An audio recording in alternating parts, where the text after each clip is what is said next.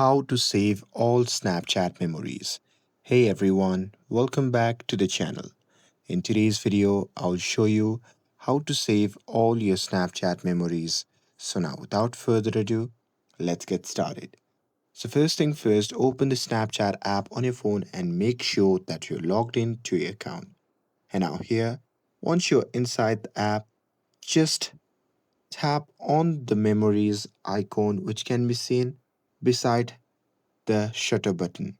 And now here you'll see all your saved snaps and stories. So here you can just press and hold on any snap and story, and after that you can simply select all. And now here, once you have selected all the snaps, then you can simply tap on the export icon which can be seen in the bottom left side of the screen. And now here, once you see the interface like this, if you want to download it directly, then you can do it by tapping on the download icon right here. But here, if you want to send this to other people's, then you can easily send it to other people as well.